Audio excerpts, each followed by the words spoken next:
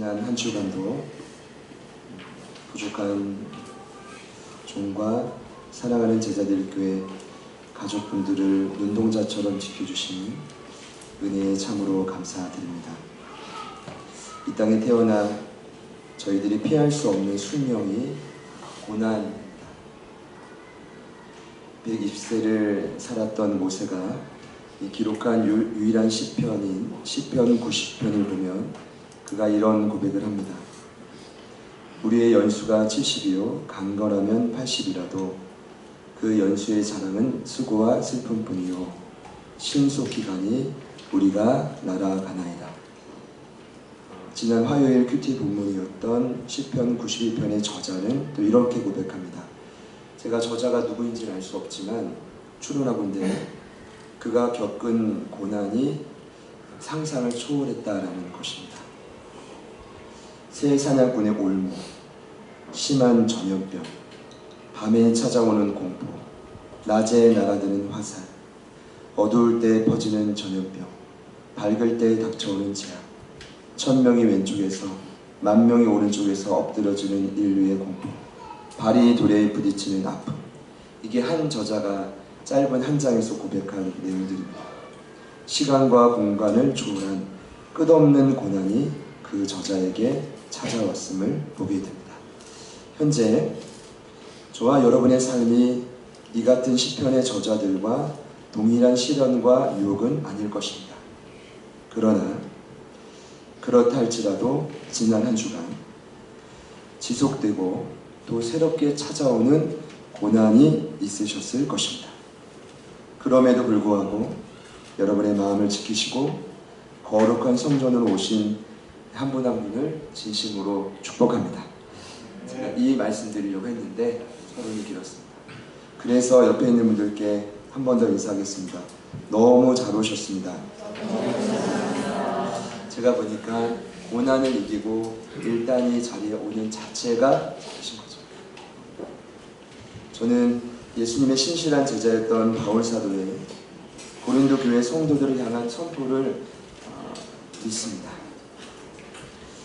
사람이 감당할 시험 받기는 너희가 당한 것이 없나니 오직 하나님은 미쁘사 너희가 감당하지 못할 시험 당함을 허락하지 아니하시고 시험 당할 즈음에 또한 피할 길을 내사 너희로 능히 감당하게 하시느니라.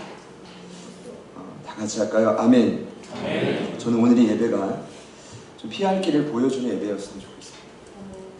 그럴 수 없다면, 피할 수 없다면 그 시험을 극복할 수 있는 힘을 공급받는 시간이었으면 좋겠습니다.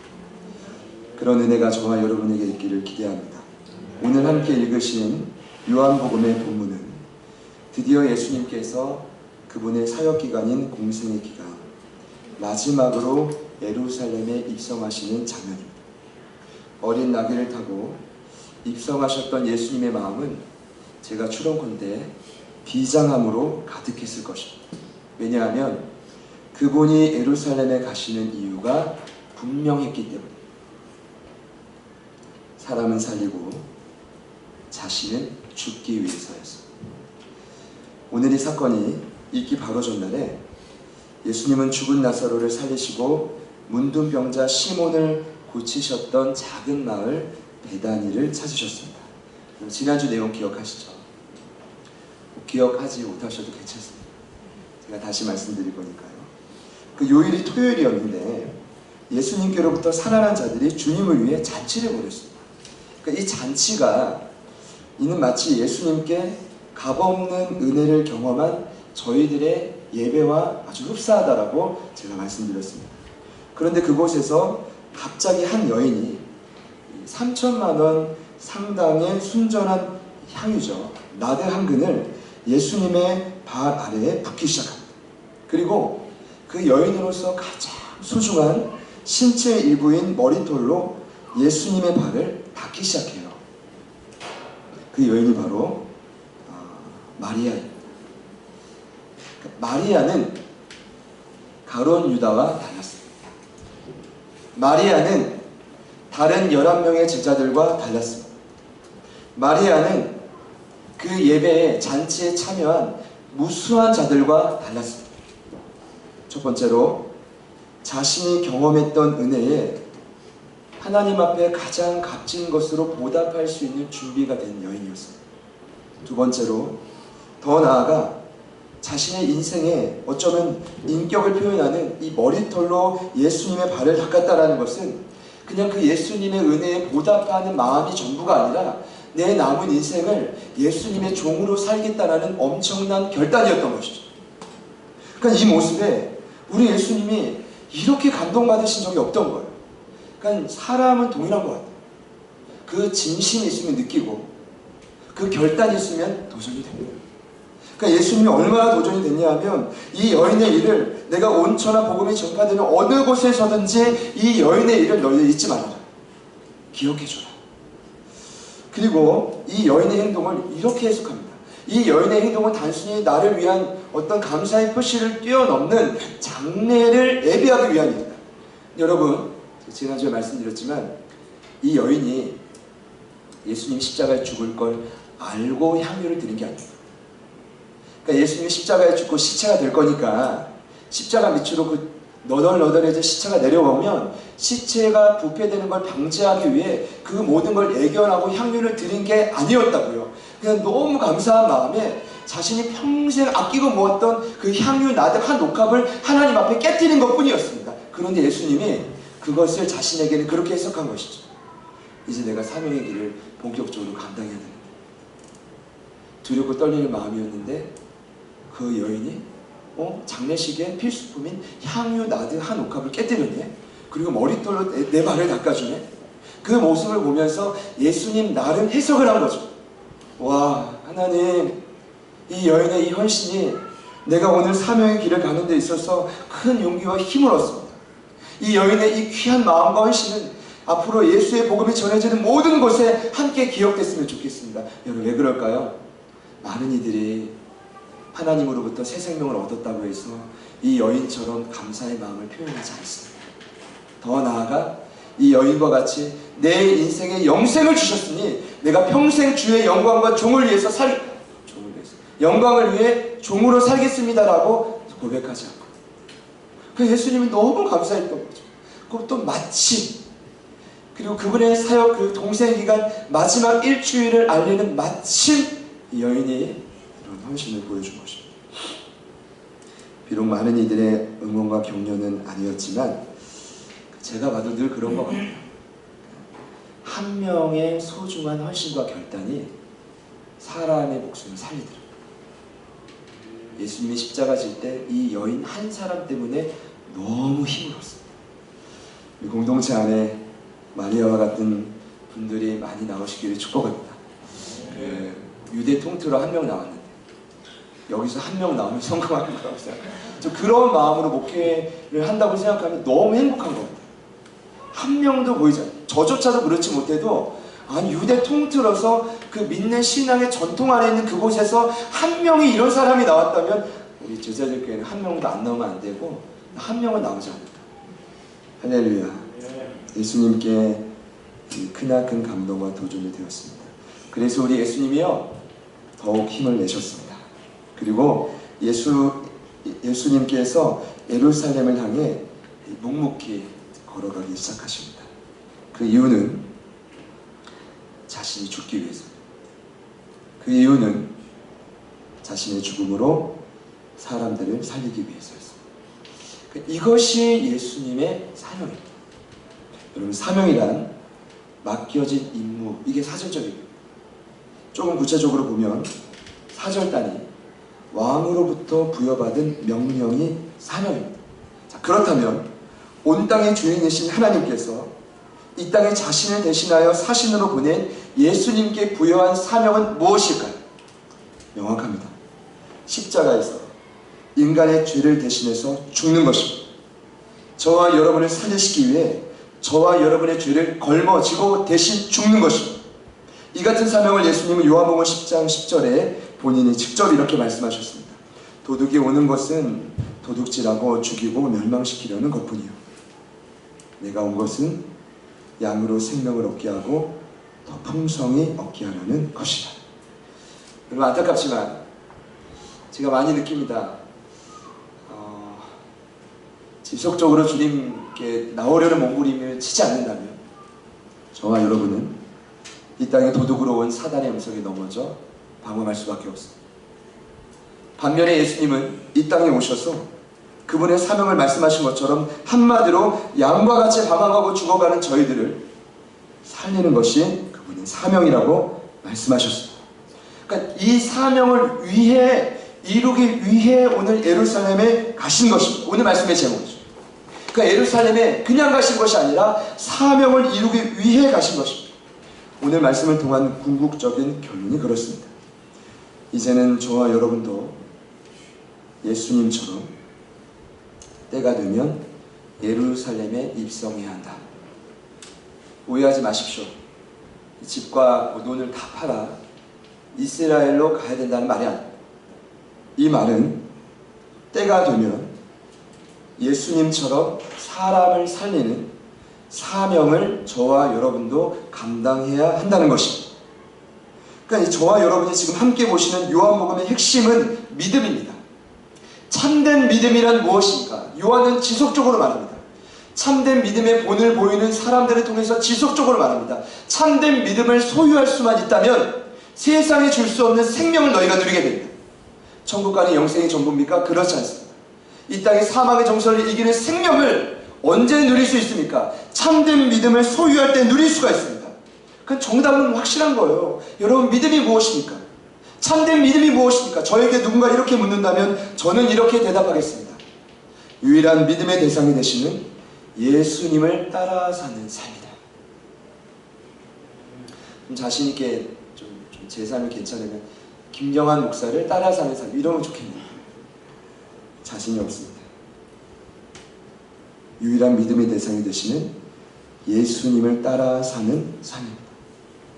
그러니까 아무리 죄송하지만 바쁘고 힘들고 어려워도요, 지금 여러분의 삶에서 어떻게든 조금이나마 그분을 따르기 위해 노력하고 발버둥치는 모습이 없다면 사명자가 아니죠. 믿음이 없는 것입니다. 이 같은 믿음의 삶 가운데 그제서야 생명이 누려질 수 있는 것입니다. 오늘부터는 본격적으로 사명 감당하시는 예수님의 모습이 나옵니다. 그 본격적인 시작이 그분의 공생의 마지막 일주일을 출발하는 예루살렘 입성입니다. 여러분, 기대가 되시죠? 그런데 오늘 말씀의 핵심은 단순히 이제 우리가 사명을 감당해야 됩니다, 예루살렘으로 입성해야 됩니다가 아닙니다. 오늘 말씀의 핵심은 그것이 아닙니다. 만약에 그거라면 저는 여기서 말씀을 끝맺어도 전혀 이상하지 않습니다. 근데 오늘 말씀의 핵심은, 말씀을 제가 자세히 묵상해 보니까 예수님이 아직 십자가에 죽진 않으셨지만 예루살렘 입성하는 자체도 쉽지 않아요. 그 공생의 마지막 시간, 생의 마지막 일주일, 마지막 발걸음을 예루살렘을 향해 걸어가시는데 그 자체와 시작도 고난이 있어요. 반드시 극복하고 뚫어가야 될 예수님만의 고난이 예수님을 기다리고 있었어요. 결국 오늘 말씀의 결론은 그렇습니다. 자신에게 찾아온 이 고난을 버텨낼 때 예수님처럼 영혼을 살리는 사명자가 될 수 있다. 예수님처럼 참된 믿음의 소유자가 될 수 있다. 그러고 생각해보면 왜 참된 믿음을 못 가질까? 왜 사명을 갖고 생명을 못 누릴까? 여러분 고민해보셨죠? 저는 이번 주에 시편 말씀을 묵상하면서 완벽한 결론을 제 나름 결단했습니다. 이유가 뭔지 아십니까? 삶에 끝없이 찾아오는 고난들. 저를 같이 한번 따라해 보시죠. 내가 사명 감당하지 못하는 이유는 고난 때문입니다. 옆에 있는 분들께 이렇게 한 번만 더 축복합시다. 당신이 믿음을 잃어버린 이유는, 잃어버리려고 하는 이유는 고난 때문이라는 걸 압니다. 제 저만의 고백이 아닙니다. 이번 한 주 막 매일매일 묵상하는데 시편의 주제가 그렇지 않습니까? 고난 가운데 믿음을 지킨 자들입니다.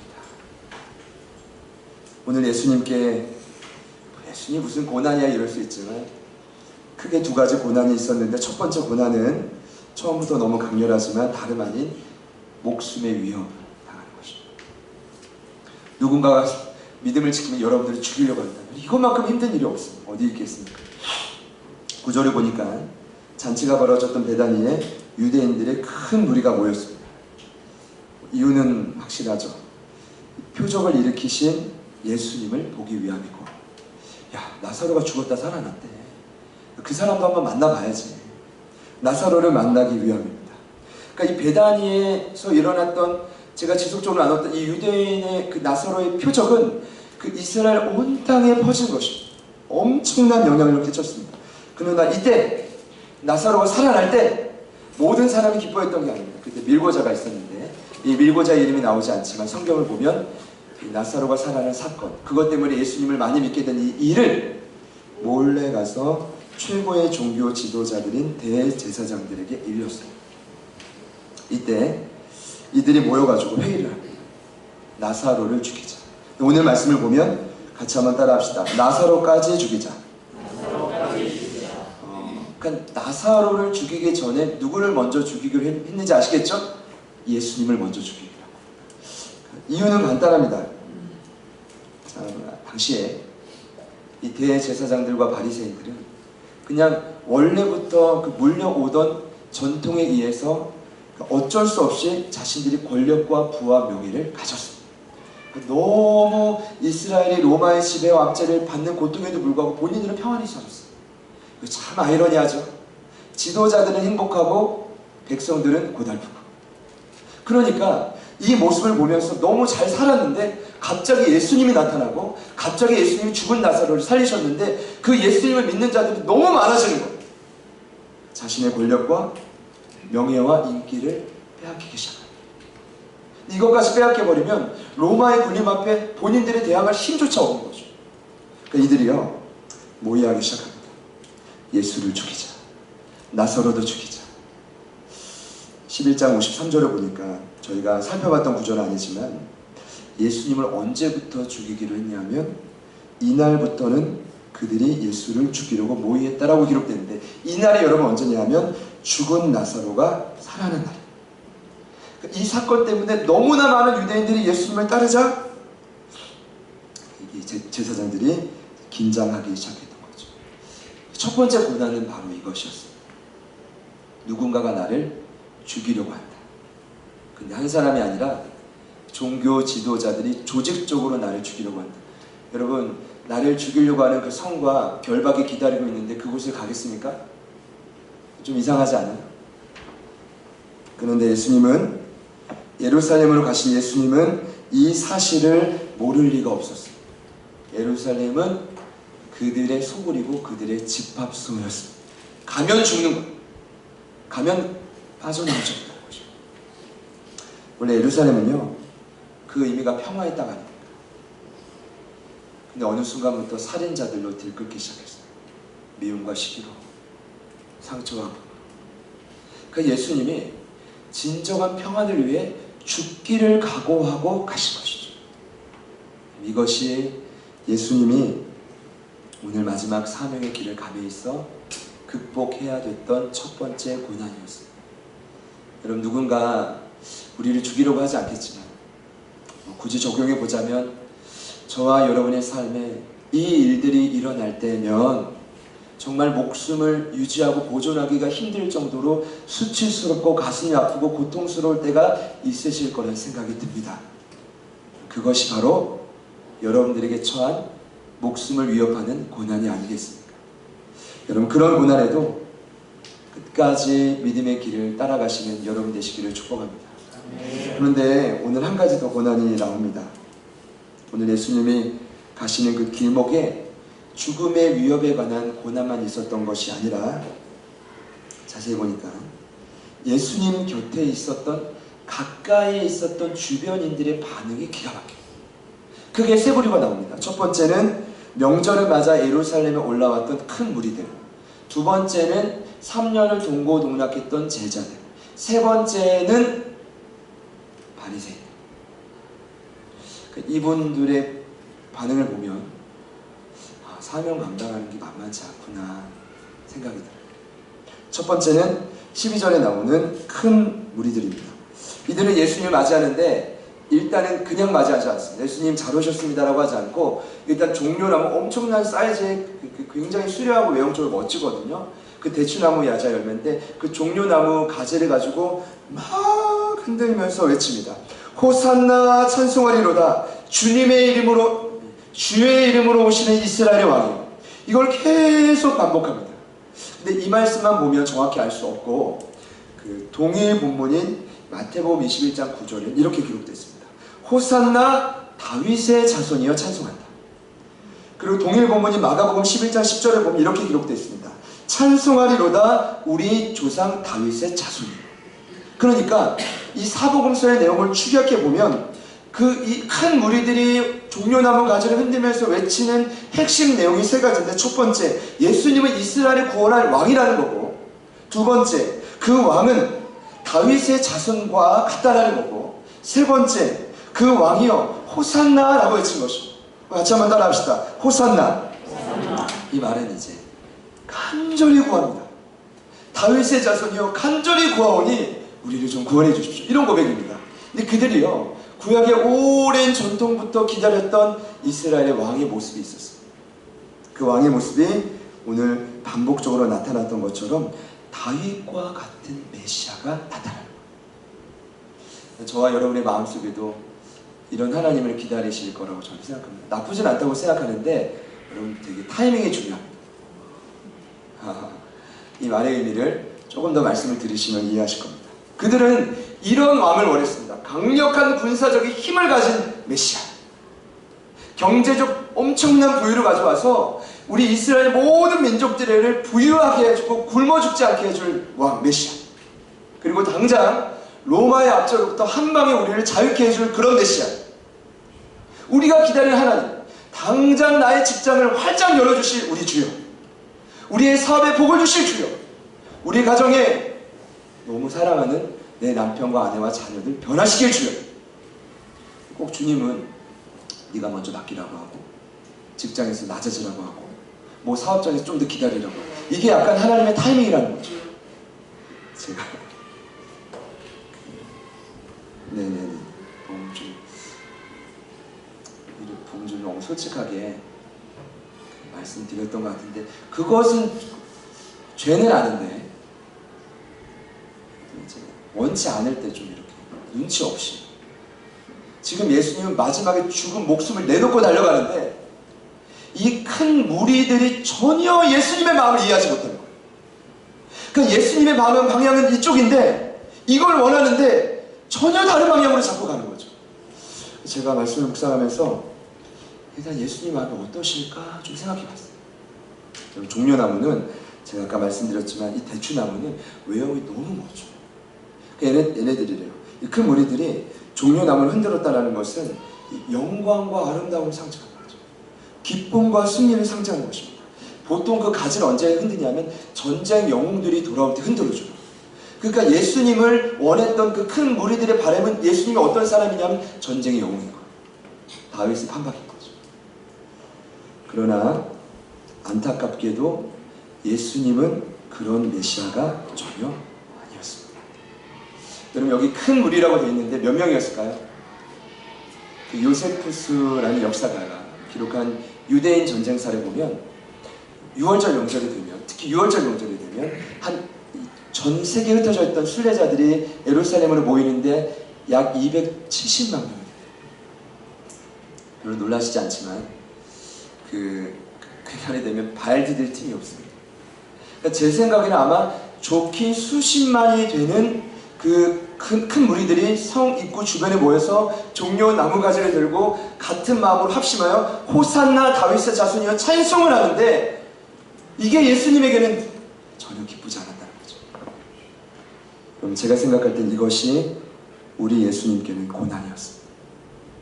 나는 그런 왕이 아닌데, 나는 그런 메시아가 아닌데, 나는 그런 강력한 무기를 갖고 있지 않은데, 나는 그런 부와 명예를 구하지도 않았는데, 나는 그래서 가뜩이나 내가 지금 어린 나귀를 타고 입성하는데 왜 너희들은 내 마음을 그렇게 몰라주냐는 거예요.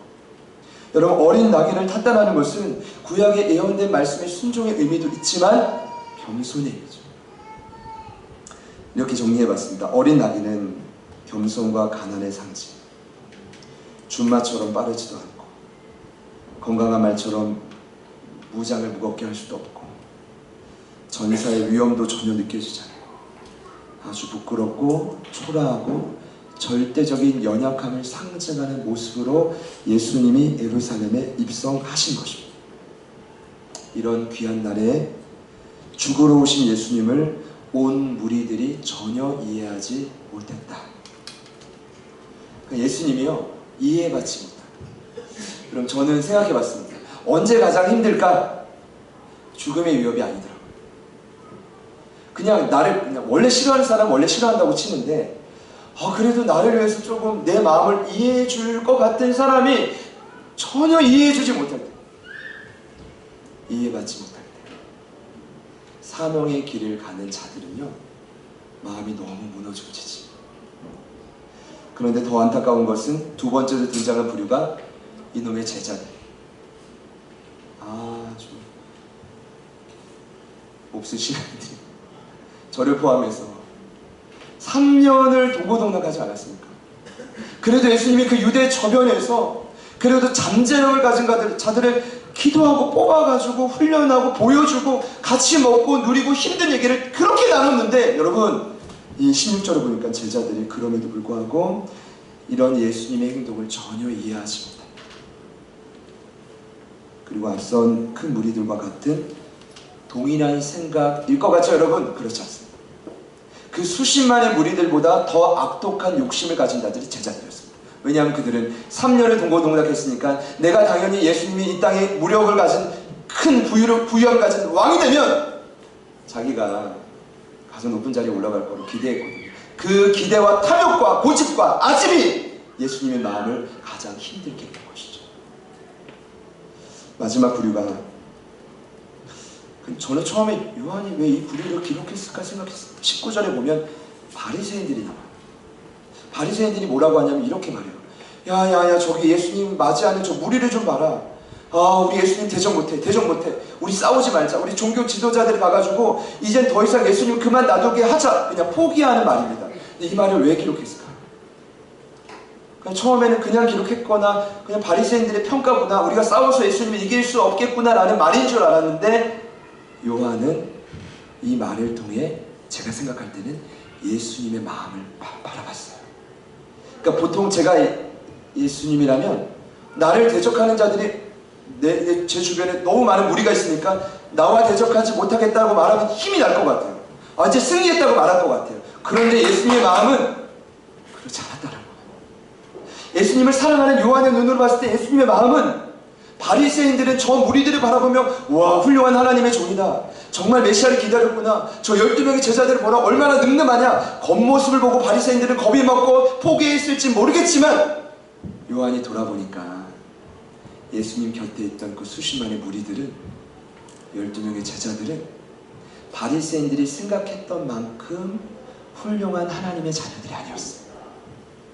전혀 다른 욕심과 생각으로 가득 차 있었던 거죠. 그래서 기록한 거예요.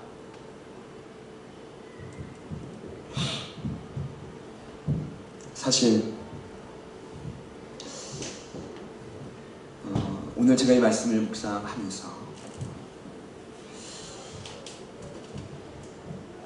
많은 고민을 하게 되었습니다. 신앙생활을 오래 해도 어쩌면 평생 동안 예수님의 진심을 모르고 죽을 수도 있겠구나. 무서웠습니다. 두려웠습니다. 오늘 그 종려나무 가지를 흔들며 겉으로는 하나님을 열정적으로 찬양하는 것처럼 보이지만, 내가 예수를 위해 죽기까지 따라가겠다고 고백하며 제자들과 같은 모습이 내 겉모습일지 모르겠지만, 예수님의 사실 마음을 전혀 기쁘게 하지 못하는 모습인 거예요. 여러분은 어떻습니까? 이 같은 나에게 가장 가까운 주변인들의 반응은 사실 죽음의 위협보다 사명의 길을 가시는 예수님의 마음을 더욱 힘들게 했을 것입니다. 아마도 예수님의 마음을 더욱 고독하고 지치고 외롭게 만들었을 것입니다. 그러니까 이게 또 다른 고난이고 예기치 못했던 고난인 거예요. 제가 말씀을 자세히 보니 그분의 공생의 마지막 한 주에 있었던 사명의 길은 가시밭길이었습니다. 지난주에 그냥 별로 특별한 일이 없는데 시편 말씀 때문에 그랬나? 마치 제가 시편의 저자가 된 것처럼 고난이 막 그냥 깨달아지는 거예요. 그럼 그 고난을 믿음으로 이겨내면 되는데 별거 없구나. 70까지 살 거 있나? 80까지 살 거 있나? 빨리 주님 내 인생을 거두어 주십시오. 이런 말이 나오는 거예요. 여러분 충격적이시겠죠. 왜냐하면 저를 생각할 때마다 우리 목사님이 행복하고 너무 훌륭하시다고 생각하실 텐데, 그러면서 다 내려놓고 싶은 거 다 시편의 기자의 마음이 그 과정이 너무 이해가 되는 거예요. 그러면서 제가 기도 수업을 딱 펼쳤죠.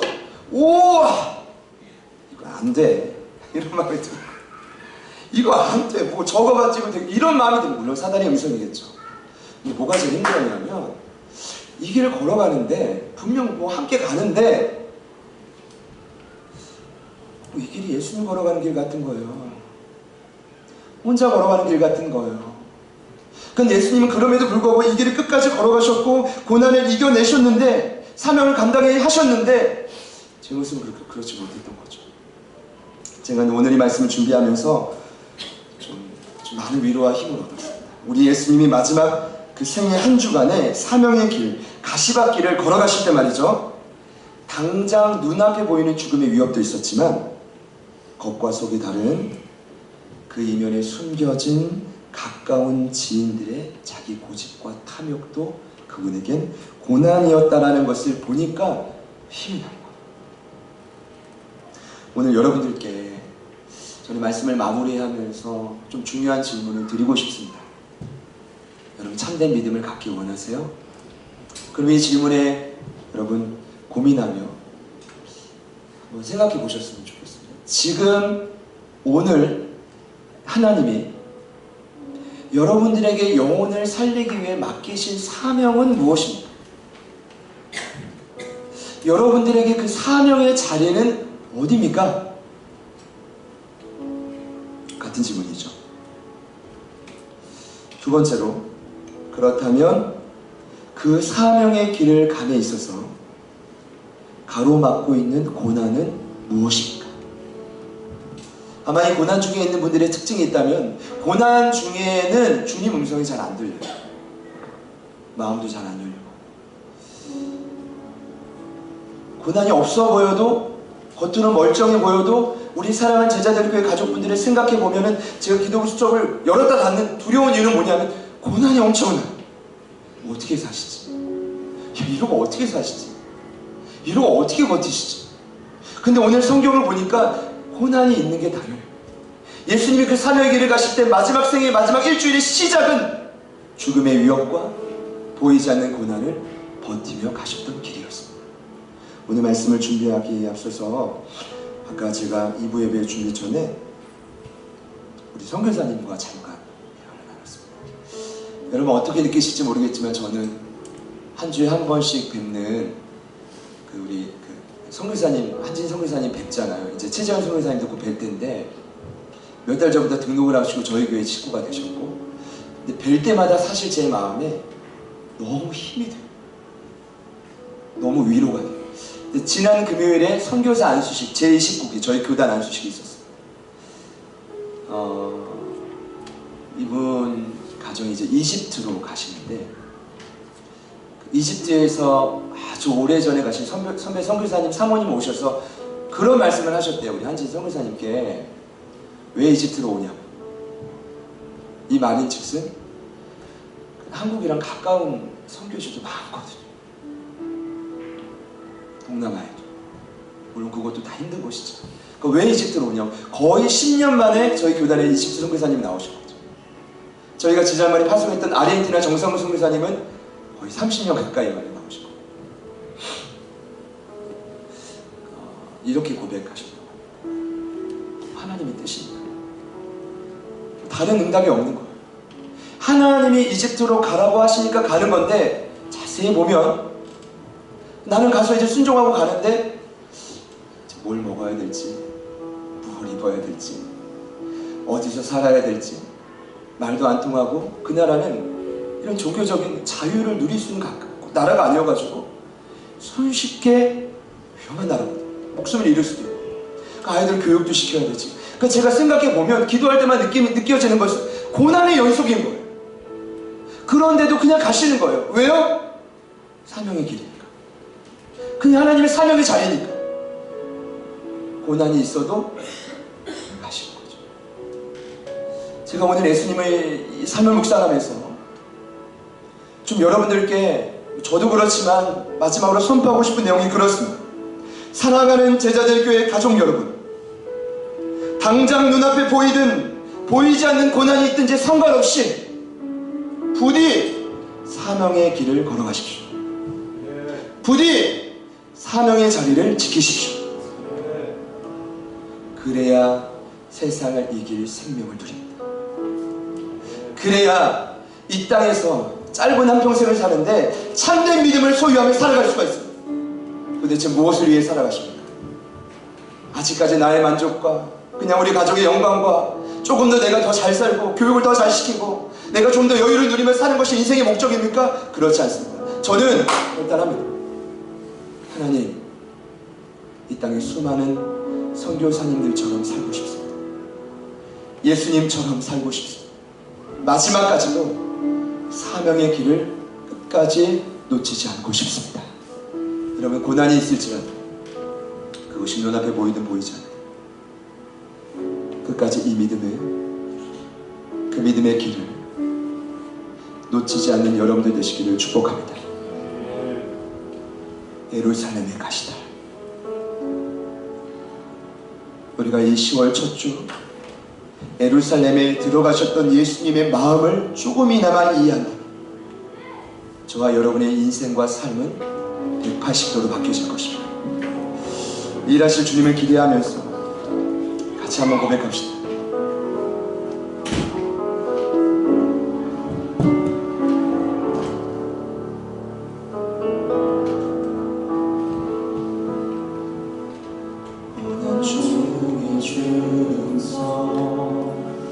들을 수 없다 해도 참된 진리 되신 줄 나는 붙드네. 폭풍이 몰려와도 험한 길 가운데도 믿음의 두 손 들고 주시네. 고난 중 주의 주름서 들을 수 없다 해도 참된 진리 되신 줄 나는 믿으네. 폭풍이 몰려와도 험한 길 가운데도 믿음의 두 손 들고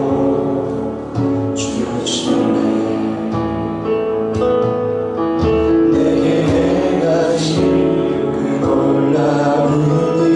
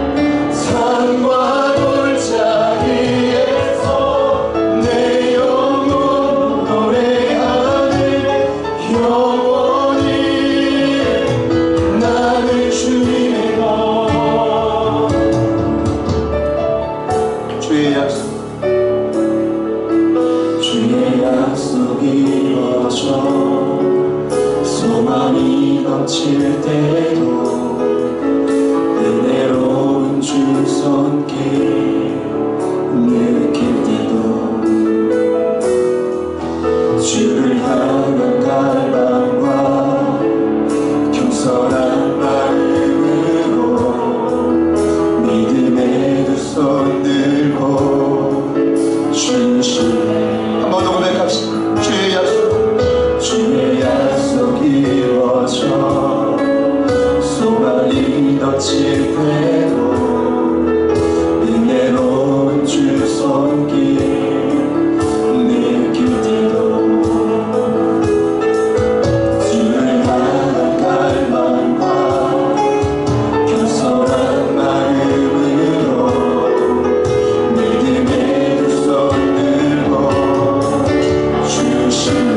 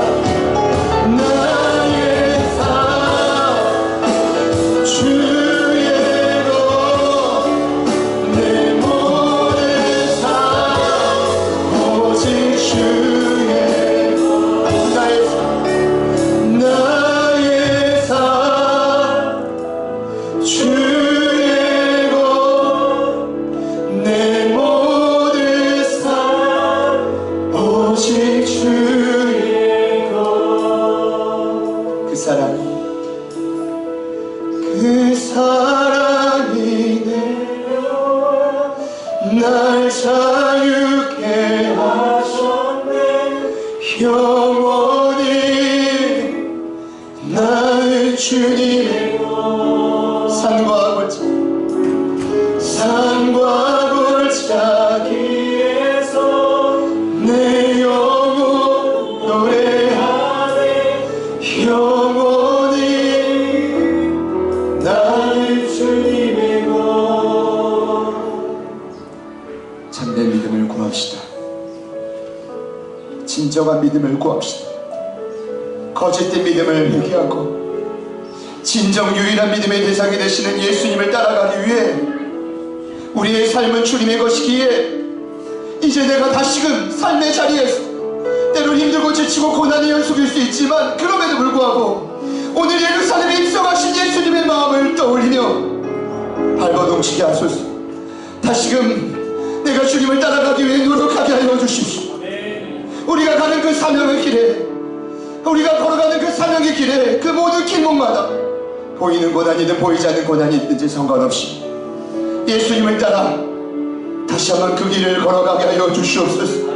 온 세상에 주께 생명의 목숨을 걸고 나아가시는 선교사님, 그리고 이제 안수식을 받고 이제 복음을 하고 다시금 파송되셔야 될 우리 선교사, 그리고 오늘 이 땅 부르심의 자리에서 각자 우리를 부르신 가정, 직장과 사업의 자리에서 주님의 사명을 감당해야 될 우리의 삶을 긍휼히 여겨주시고 하늘을 흘려주시고 모든 고난을 이겨나갈 하나님의 사랑과 은혜를 우리에게 부어주시옵소서. 우리에게 부어주시옵소서. 하나님, 우리 가운데 생명에 가실 주님을 기대합니다. 우리 다 같이 주님 이름 한번 부르시고 결단하는 마음으로 참된 믿음, 사명의 길을 고난에도 불구하고 걸어가게 하여 주십시오. 우리가 하늘을 구하며 기도합시다. 기도합니다. 주여,